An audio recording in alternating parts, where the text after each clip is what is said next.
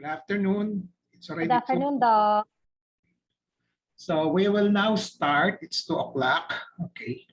So I'd like to welcome everybody. Okay.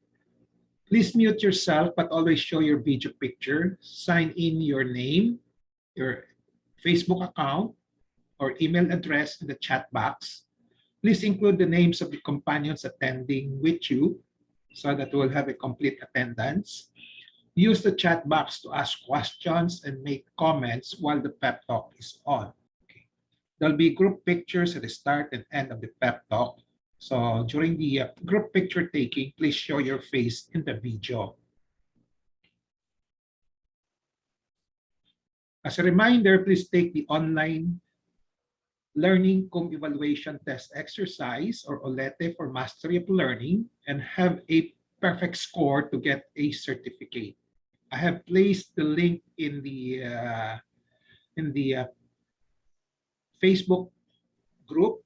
Later on, I'm going to place the link here. Okay. And then I also placed the link already in the Viber group. As a reminder, also 50 OLETE certificates is equivalent to 1 voucher for a free ROJoson telemedical consultations. So let's now have a group picture taking before we start in 2 minutes. Please turn on your video to show your face. There are 2 pages.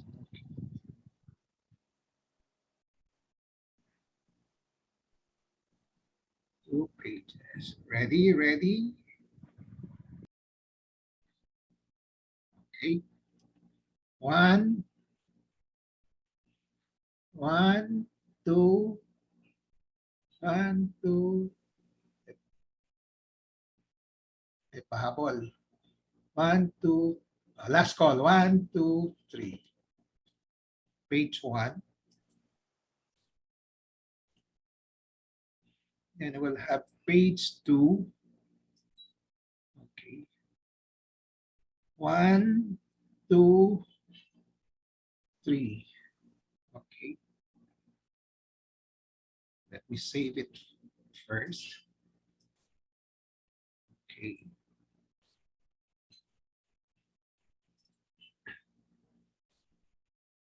Okay.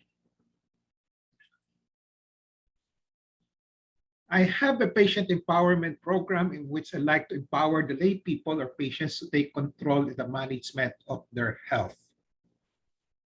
There are 3 courses in the PEP Talk. I completed the core course on October 9, 2021. This is for just information of the newcomers. And then from October 23, 2021 onwards, I have been tackling health disorder and health issue courses. This may take 3 years or longer. My pep talk today is entitled Fundamentals and Generalities in the Development of Breast Cancer. Last time we talked about cancer in general. Today we will focus on breast cancer. Okay, this is part of the cancer course. Okay. The empowerment objective would be for the lay people to have an understanding of the fundamentals and generalities in the development of breast cancer as a health disorder or medical disease.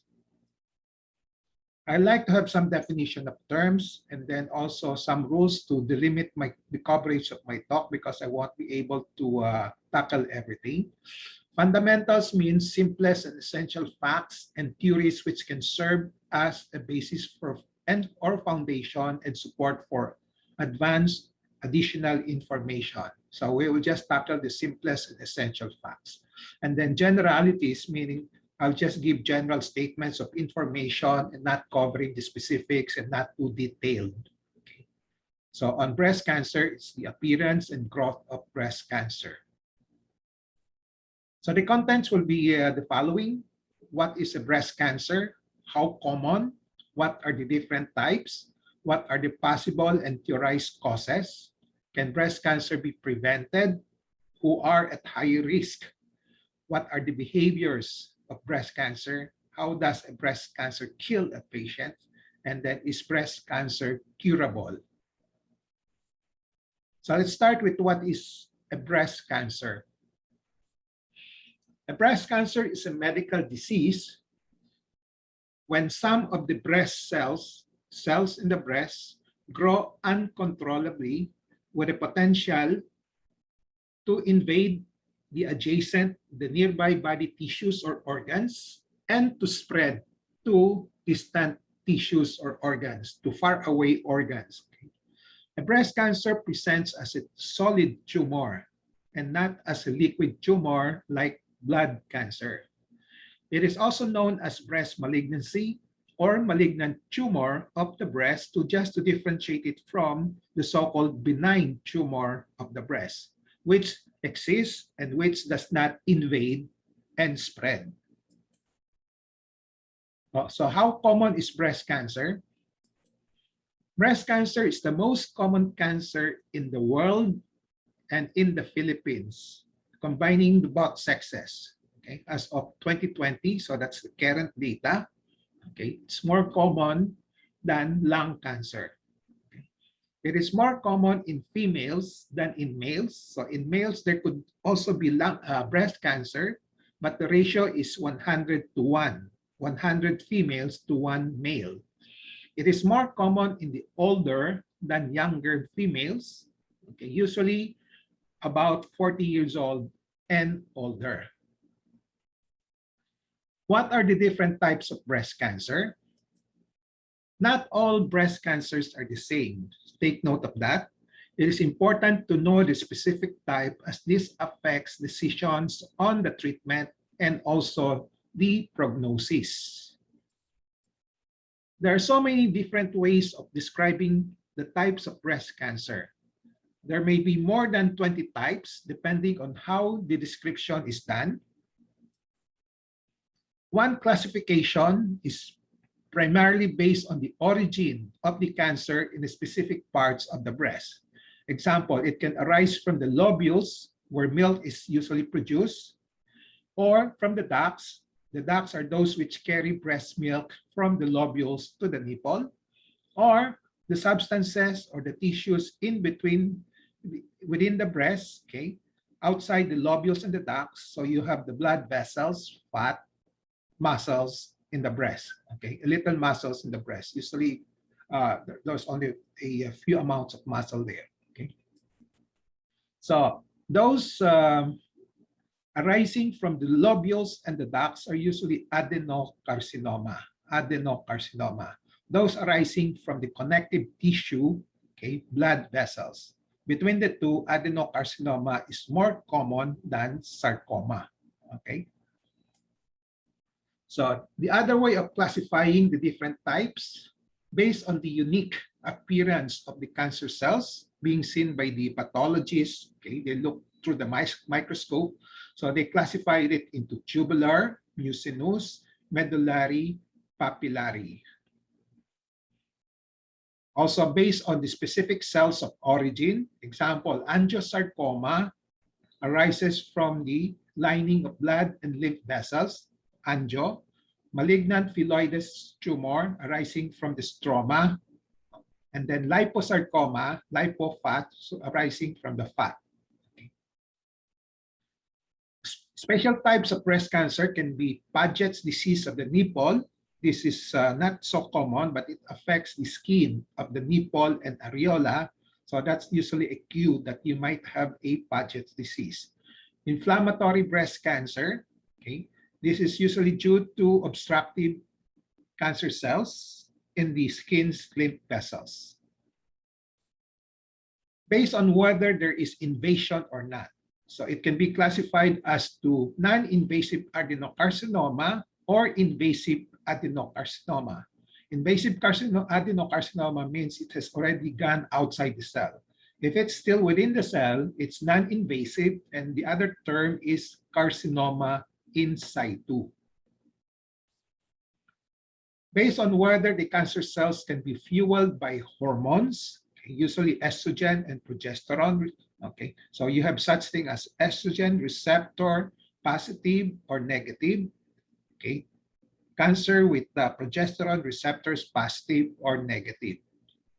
This is another way of classifying the breast cancer. Based on the genetic makeup of the cancer cells, whether it contains HER2 gene or other tumor markers.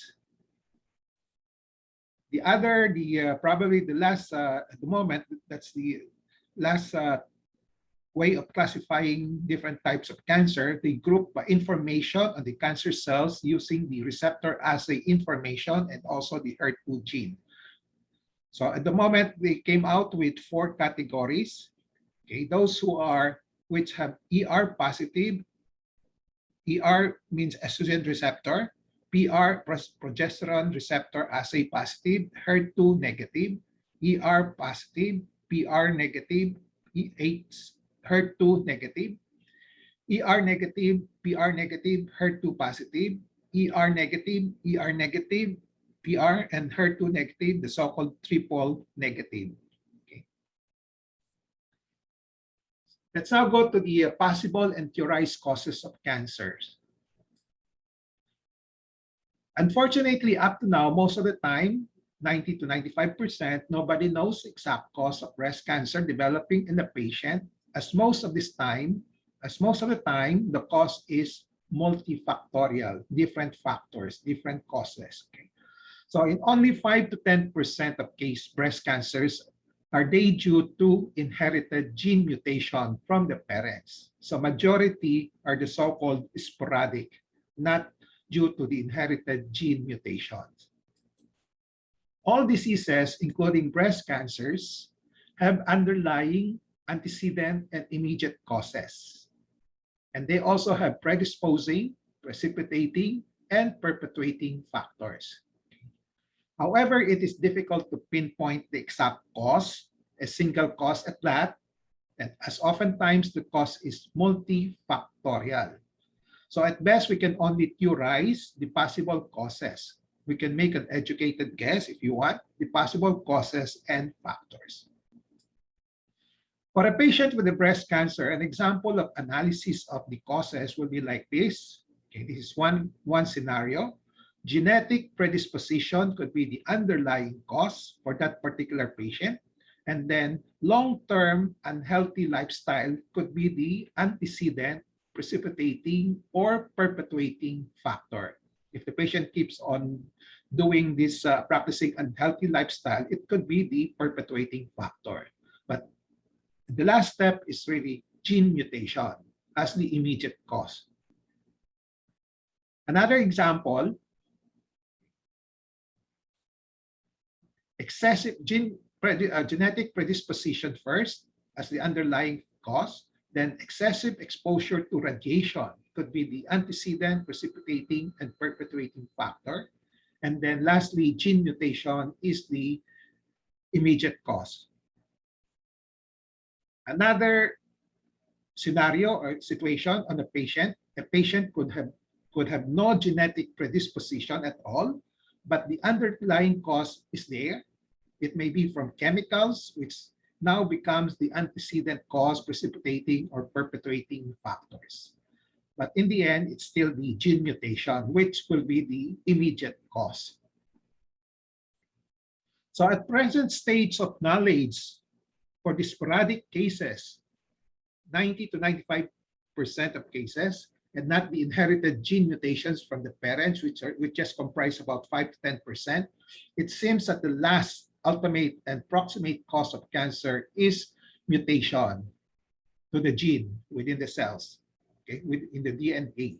Okay, so that's one can say that breast cancer, just like any cancer, is a genetic disease. That is, it is caused by changes to the gene that control the way our cells function, especially on how they grow and divide. There are 3 most common theorized way by which gene mutation can occur.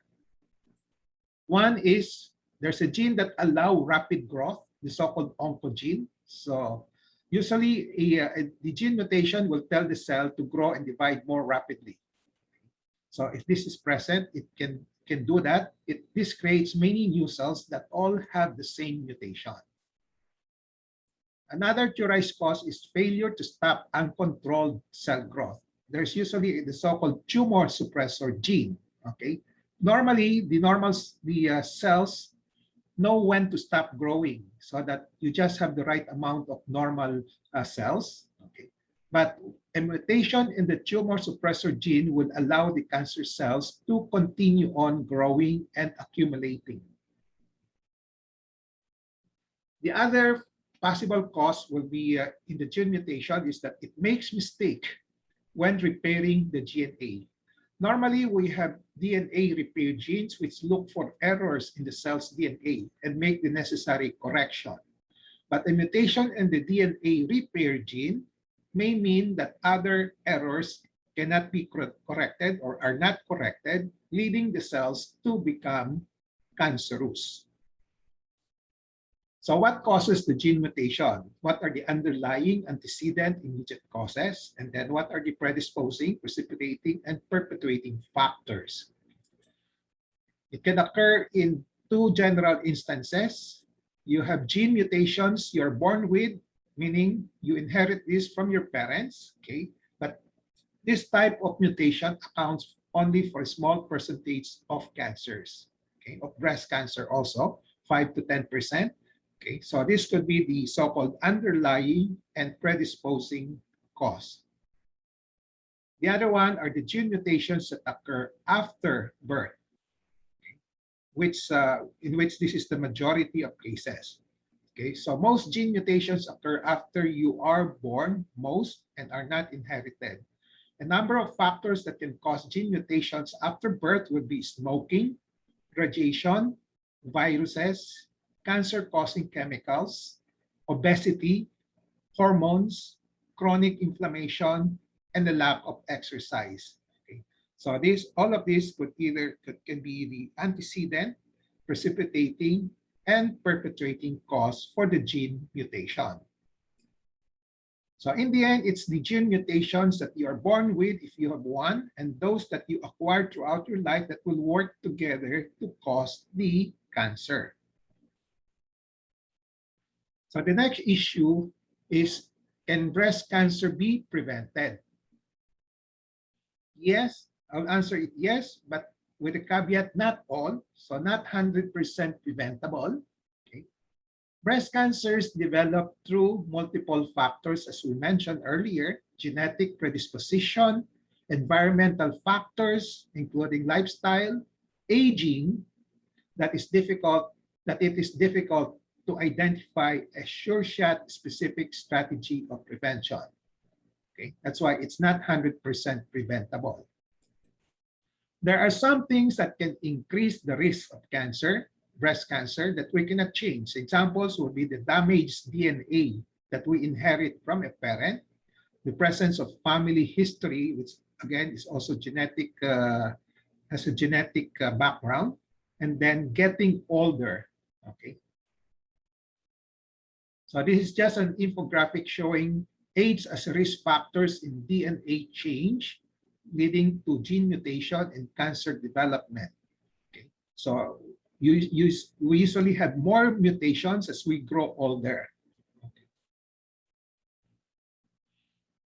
The other reason why I said that not all cancers are preventable, okay, although there are such things as controllable risk factors such as diet, physical activity, and other lifestyle choices, we can try to control this. Okay, it can lower your chances of developing cancer, but no guarantee.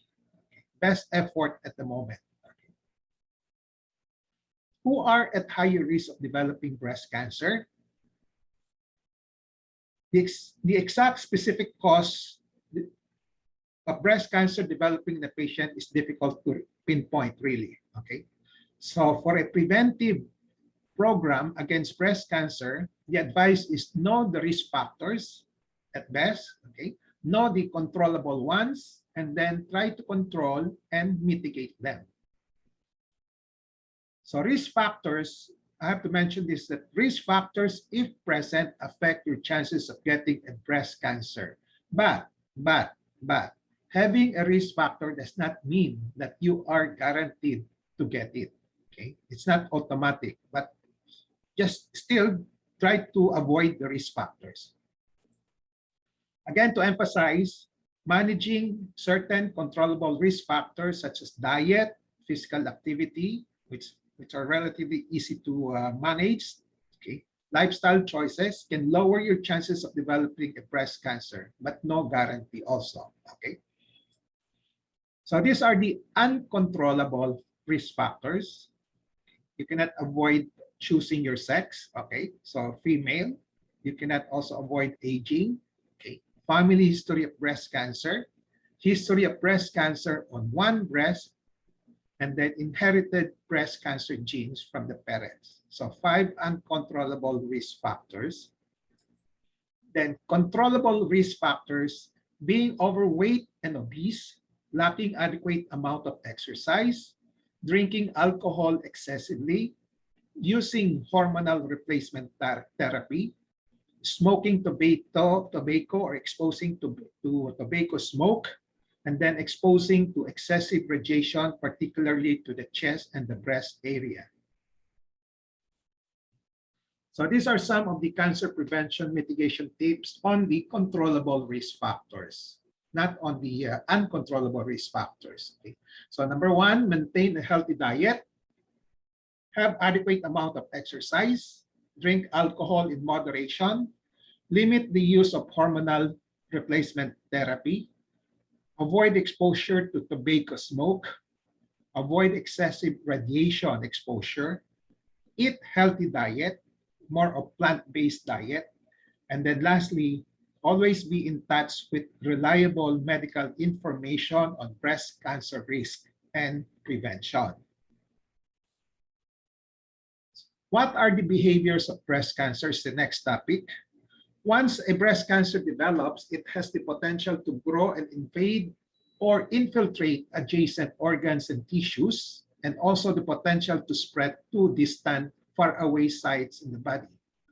The rate of growth and spread of the cancer is dependent primarily on the behavior of the mutated gene, okay, which we cannot predict, and secondarily on the presence of promoting factors in the person's body, like medications and hormonal levels, and in the environment like cancer-causing chemicals.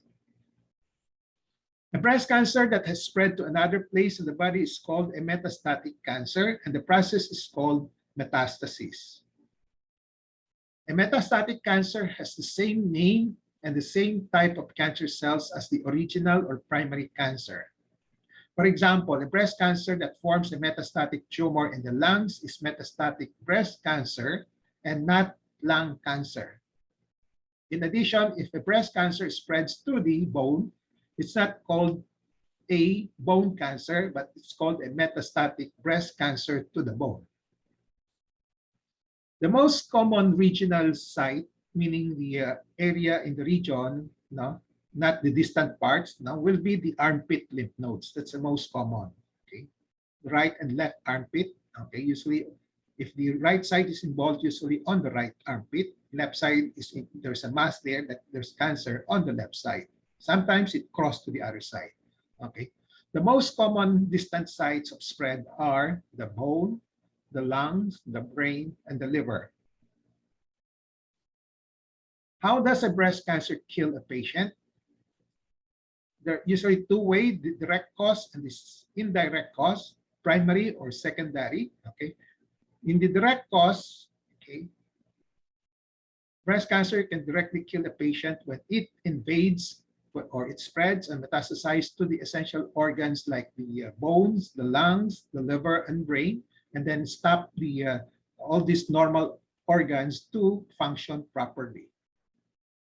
Indirect cause will be complications during surgery, complications during other treatment like chemotherapy, infection due to compromised immune system, and then malnutrition. There could be other causes. So at the moment, it's the 2 most common leading causes of death for those with breast cancer are these 2: venous thrombosis and pulmonary embolism. Okay?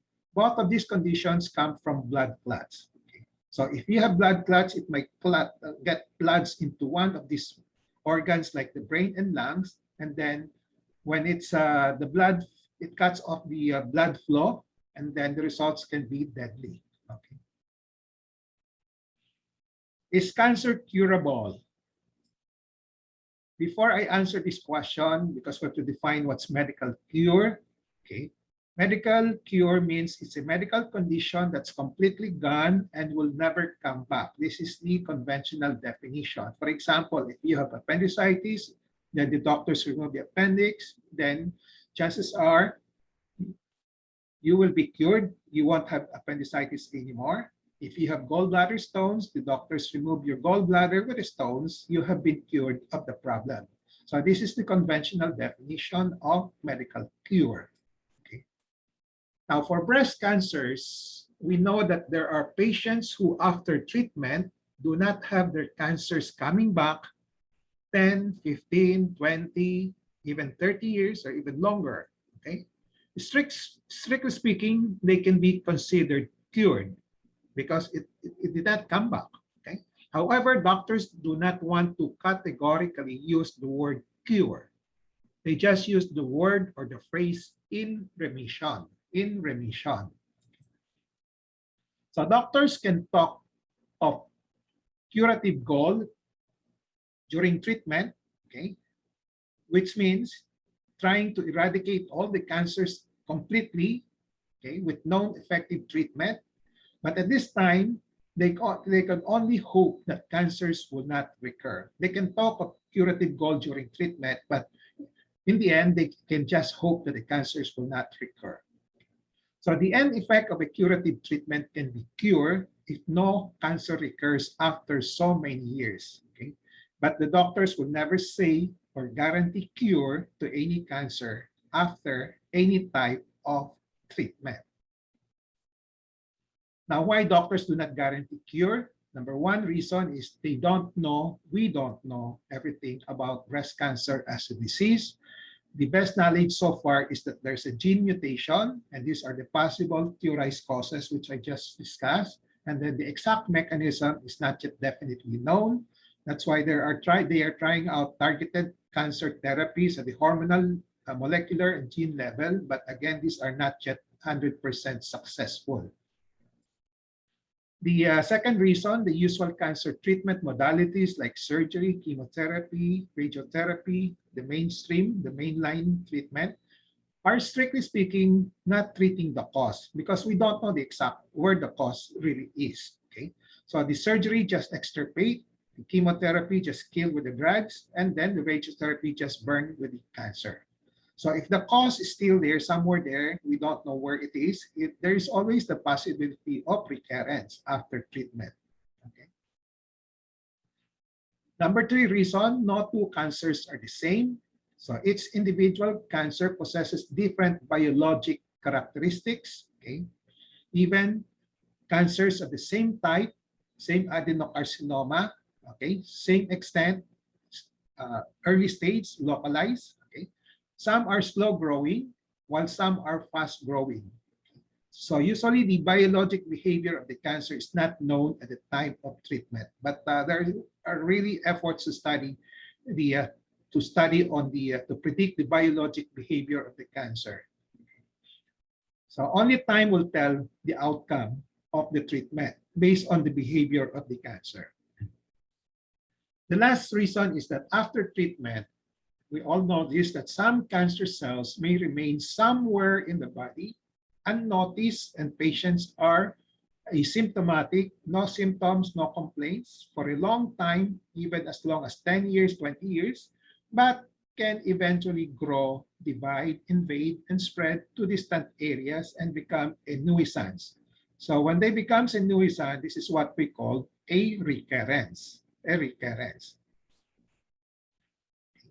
Complete remission, a term that is usually being used by the doctors instead of cure, means that the test, physical exams, scans show that all signs of your cancer are gone. So some doctors will refer to the complete remission as no evidence of disease, no evidence of recurrence. Okay. So, but we have to remember that complete remission to the doctor's in the doctor's language does not mean cure. Okay. So recurrence, some cancer cells can remain unnoticed in the body for years after treatment. Okay. So if the cancer returns, then it's called a recurrence. Okay. The cancer can recur in the same place it was originally diagnosed, example on the chest, on the breast area, or it can recur in a different part of the body, in the distant area, the lymph nodes, the armpit lymph nodes, the bone, the lungs, etc. So up to now, strictly speaking, there is no true cure for cancer. No guarantee it will not recur. The physician do not talk of cure. They use the word remission if there are no signs of recurrence. But the physicians, together with the patients, always hope for a cure, especially for those cancers which are recognized, diagnosed, and treated early and with known track record of slow growth in behavior. Okay, so these are possible if the cancer are diagnosed early and treated early. There's a good chance for long remission. So to boost the morale of breast cancer patients, though, one may say that the patient is cured already, okay, if there is no recurrence after 10 years or more. But there's always the exception to the rule, okay, the caveat. Okay, it may still recur, small percentage of patient. Okay. So long remission is usually seen in patients who are diagnosed and treated early. So this is the aim of all the treatment in breast cancer: early diagnosis and early treatment. So summary, conclusions, and takeaway. I have tackled all of these topics. What is breast cancer? How common? Different types? Causes? Can they be prevented? Who are at higher risk? Behaviors? How does a breast cancer kill a patient? Is breast cancer curable? A takeaway in relation to patient management: be always in touch with reliable medical information on fundamentals and generalities in breast cancer development. Okay. Knowledge is power. It gives power. Use the 4 Ks of patient empowerment: kaalaman, kakayanan, karapatan, at kapangyarihan to prevent breast cancer, and in case it is not prevented, to gain greater control over problem solving, decision making in the medical management.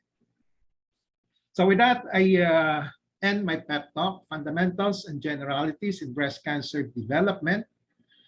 I hope I have empowered you to have an understanding, better understanding of the fundamentals and generalities in the development of breast cancer as a health disorder or medical disease. So before we go to the next portion of the program, which is the QA, question and answer, reminder, please take the online learning kung evaluation test exercise for mastery of learning and have a perfect score to get the certificate. Okay. And then, reminder also, 50 OLETE certificates equivalent to 1 voucher for a free medical consultation, telemedical. Okay, so let's now have a group picture taking before we start the question and answer portion.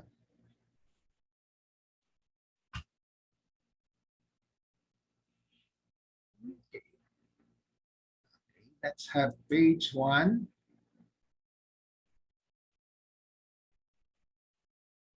Okay, ready? 1, 2, 3.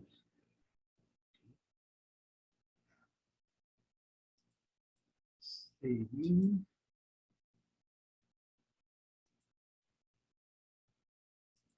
Page 2. 1, 2, 3. Okay.